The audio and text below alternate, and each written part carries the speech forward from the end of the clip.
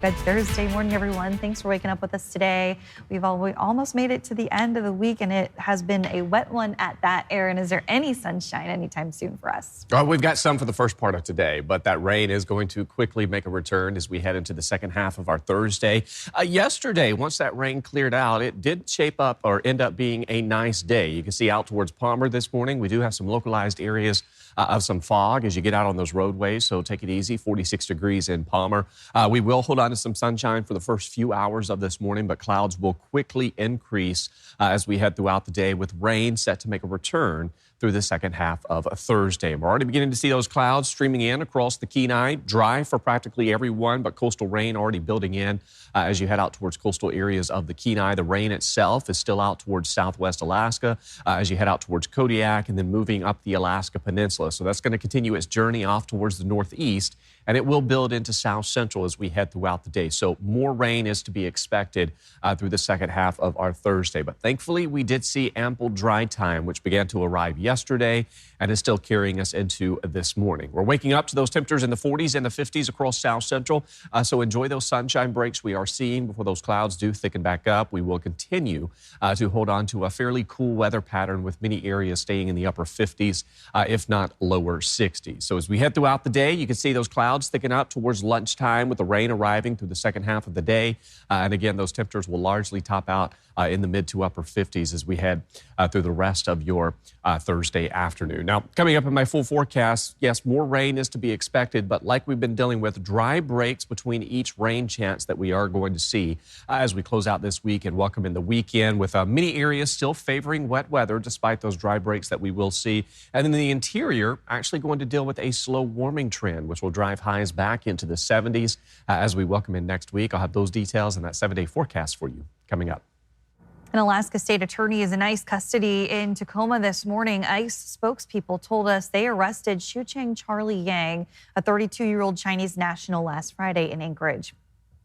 They say Yang violated the terms of his admission and is a, quote, deportable alien. Yang is being held at the Northwest ICE Processing Center in Tacoma, Washington, pending immigration proceedings. Alaska court records show Yang pleaded no contest to a speeding ticket from May 22nd. No other charges are listed against him in the state court system. Yang is listed as a civil attorney with Alaska's Department of Law. Now, in response to general questions about verifying employment eligibility for full-time hires, Alaska administration staff told us the state of Alaska hires individuals who have the legal right to work in the United States. This employment eligibility is confirmed through the federally mandated I-9 verification process. The Department of Law and Governor Mike Dunleavy's official office declined to comment on Yang's employment status or arrest, citing personnel policy. Alaska's news source is trying to reach Yang through multiple channels while he remains detained in Tacoma. The race for U.S. Senate is heating up, and we're getting a new look at who's bringing in the most fundraising dollars. Political reporter Will Courtney explains who's in the lead. We're watching the race for U.S. Senate closely. It's one national pollster says a toss-up that can go either way. And on Wednesday, we got new fundraising numbers from the campaign. So let's go ahead and take a look at what they look like. Incumbent Senator Dan Sullivan has raised more than $3 million in the second quarter. But here, we're going to take a look at former Congresswoman Mary Peltola, who has received an astounding $7 million to lead more than double the two-term senator. It's the second quarter in a row as well. The challenger has been able to outraise Senator Sullivan. Here's a look at those first quarter numbers. Senator Sullivan at $2.1 million in this first quarter versus Peltola with a whopping $8.9 million, more than quadrupling the senator. These are the side-by-sides that we're going to look at between the quarter one and quarter two. Here you can see that visual of just how much Peltola has been able to raise. But I'm going to mention, it's important to say that dollars aren't the things that win elections. It shows support and how much resources a campaign has, but it's a far cry from the thing that ultimately gets someone elected. And that decision is up to you. Will Courtney, Alaska's news source.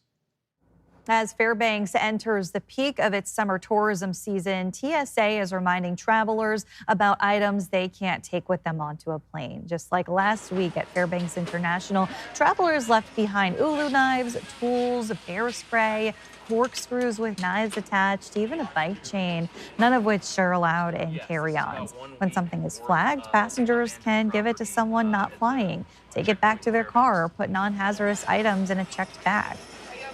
We see these items a lot, and generally, by and large, we know that folks just forget they have these items with them.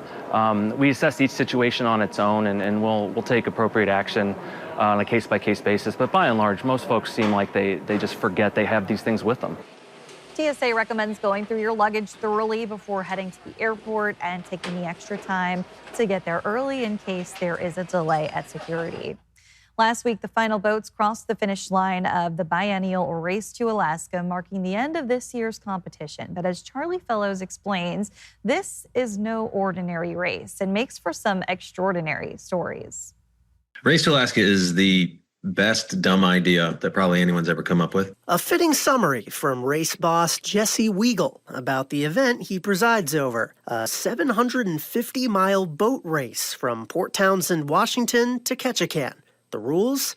No onboard motors, no outside help. That's it. According to Weigel, that formula tends to attract people who haven't thought about it hard enough, probably. People who have done all sorts of other types of adventures and they're looking for something more. As the footage of this year's race makes clear, a sailboat is most competitors' vessel of choice. But for some, that's too simple. I'd heard about it years ago, but just thought it was sailing boats. And then I discovered a friend had a go at a paddleboarder, Peter Allen, got to Clem too. And I'm like, oh, okay, well, maybe I am interested. Esther Wheeler has raced kayaks for thousands of miles along rivers and coastlines across the world. But it didn't take long for her to realize that Race to Alaska, both physically and mentally, was in another class. The impact of weather and the currents is so much more than in most other races. I mean, yes, you have currents and weather and things on rivers, but they're potentially a little bit more predictable, or they have less impact on you. If a gale comes and sticks you on shore for 4 days, that's a huge impact. When you first start out, when you're tired, you just want to stop. Whereas here, it's like when you're tired, you're like, okay, well, I'll have a drink of water, I'll have a snack, I'll stop in 10 minutes. And then in 10 minutes, you might feel great again. Because it's really interesting how these feelings pass so quickly sometimes. Despite coming in with a self-ascribed 50-50 chance of finishing, Wheeler made it all the way through in just over 3 weeks. In so doing, becoming the first solo female finisher in the race's history. I'm pretty stoked, I've got to admit. It definitely drove me the last few days to not sleep and to be like, okay, you just need to. I was getting super tired, but you just need to go.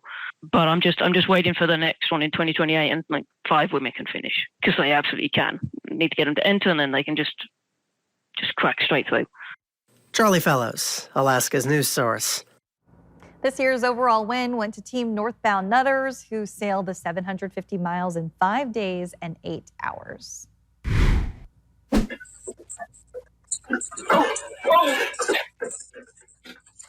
Remember this video? A lady just, walking up to her porch and that bear right there. It's part of living in Alaska.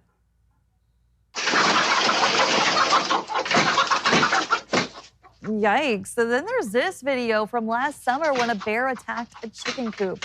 That's a mama bear with her 2 cubs with her, which brings us to this point. Alaska Fish and Game is reminding people about the importance of being bear aware as we head deeper into summer. As Lauren Maxwell reports, bears are out and about visiting Anchorage neighborhoods.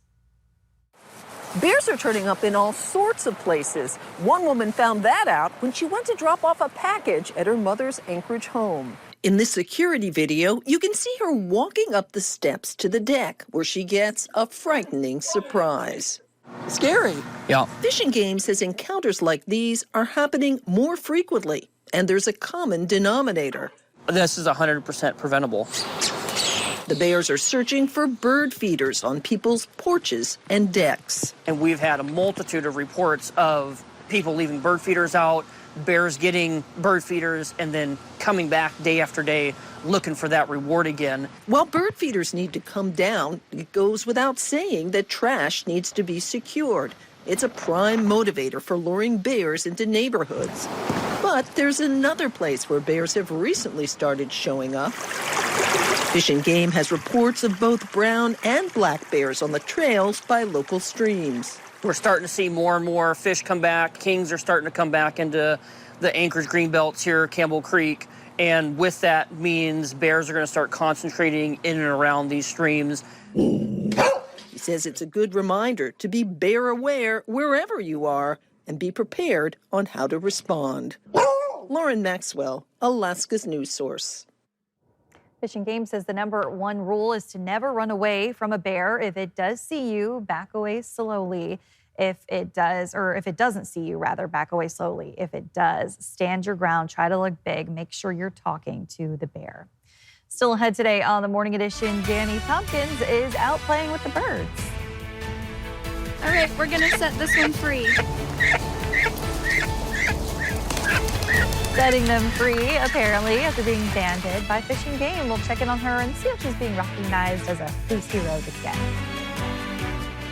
And we do have more rain heading our way through the second half of our Thursday. I'll have more on that. But first at sunrise, coming in at 4:54 in Anchorage, 3:56 in Fairbanks. Your full forecast is next.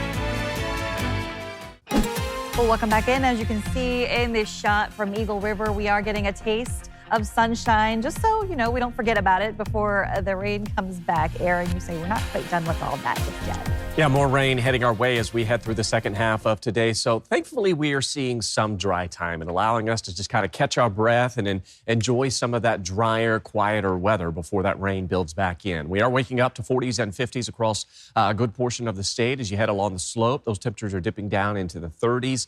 We did manage to see some localized areas of freezing drizzle as you went through parts of the Beaufort Seacoast yesterday. But temperatures, for the most part, not bad to start off the morning. There's our area of low pressure that's moving up the Aleutians and then out towards the Alaska Peninsula. That's going to drive in more rain to south central later today. We've also got some lingering showers as you head into the interior this morning. Today will be much drier for Fairbanks and surrounding areas, but we'll still see that potential for some rain, which will stick around as we head throughout the day. But of course, the bigger picture was this ongoing train of lows that are building in across south central. So we're starting off this morning on the dry side. Rain builds in across Kodiak first, and then you can see through the rest of south central as we head through the middle of the afternoon hours. We'll see some dry time with each wave of rainfall. And notice as we head into the evening, we'll catch some dry time for parts of south central. Then another band of rain will build back in as we head overnight on into our Friday. Now, Friday does not look to bring widespread rain to south central, but we will still keep some scattered to periodic rainfall around. We'll catch some dry time, and then as we head into our Saturday, we'll watch more showers building in from the southwest. So we're going to continue to hold on and favor this wet weather pattern for the foreseeable future. Not as wet as what we did see for the first half of this week, as we've already been seeing over the past 12 hours, fairly dry conditions. And then notice as we head from today on through the close of the week, here in Anchorage, we'll likely see less than a half an inch of rainfall, while slightly higher amounts will fall as you head across the Kenai and then through parts of the valley. So much drier across western parts of the Kenai or western parts of south central, considering where we were sitting at earlier this week. But we still got decent rain chances heading our way. And you can see out towards coastal areas, that's where we're going to see some of that heavier activity with 1 to 2+ inches to be expected. So overall, that rain continues as we head throughout the week. No one day really looks to bring widespread activity outside of this evening on into tomorrow, which will bring that better shot of some rainfall. And of course, we're going to continue to watch that trend as we welcome in next week, as more rain does look likely in the forecast. In fact, with this ongoing wet weather pattern, you can see July is sitting at above average precip. In fact, we're sitting at the wettest first half of the year on record with just under 9.5 inches of liquid precipitation. So that kind of gives you an idea of how wet our summer has been. June was actually fairly dry. It was July that certainly did bring, or July that continues to bring, above average precipitation. Temperatures today across the state warming into the 50s and 60s for many many areas outside of Ketchikan, which will top out in the 70s. You can see that 7-day forecast where we're going to continue to hold on to highs in the upper 50s and lower 60s. And again, not widespread rain by any means. The Saturday and Sunday, we are watching a chance for some rain showers, but we should see some sunshine breaks and possible dry conditions. But Kristen, into next week, still watching that chance that rain still going to be in the forecast. Well, at least we're getting a taste of that sunshine. Just wish it would last a little bit longer. Yeah, so get outside and enjoy it. Yeah. All right. Thanks, Aaron. Well, it may be tempting to feed the geese that hang out around Anchorage, but it can actually do more damage than you might expect. Wildlife biologists are collecting data from geese in Anchorage. Danny Tompkins joins us from Cuddy Park with more details. Danny, how's it going out there? Hi, Kristen. It is going so great. I'm just really enjoying the sun after such a rainy week. I am here at Cuddy Park where waterfowl experts were actually banding 2 different types of geese this week. And the whole process took place in this pond behind me. And the process is a little more complicated than you might think. And a couple of these clips coming up are sped up. The first step is to set up a pen area for the birds to eventually go to. This process actually takes a bit of time just to make sure it's secure. After that is set up, a few of the crew launch kayaks into the lake that are used to corral the geese into the pen. Once in the pen, the wildlife crew individually band the geese before they are released. Since the 2 species of geese they are looking for are a little hard to tell apart, they do collect a small sample of DNA. That's to help gain information about where these birds migrate. Michael Guttery with Alaska Fish and Game says to look out for birds with these bands. If people see these birds, don't be concerned that they have this little metal band. And anytime that you can read the numbers, you can go to reportband.gov and report that, and then that report comes to me and I know, okay, that bird was found alive or dead at this location, and that is the exact information I need. So banding is really a way for the public to engage in wildlife conservation and research. Michael also reminds people that feeding the geese can be harmful to them, and many processed foods that are harmful to humans can also be harmful to the geese. So it's good to admire them, but from afar. And the team does say that they do plan to continue banding here in the future. Thanks for listening to our podcast. Click subscribe so you can get the latest podcasts from Alaska's news source automatically. And stay up to date with breaking news and in-depth reporting. Available for free 24/7 with the Alaska's news source app.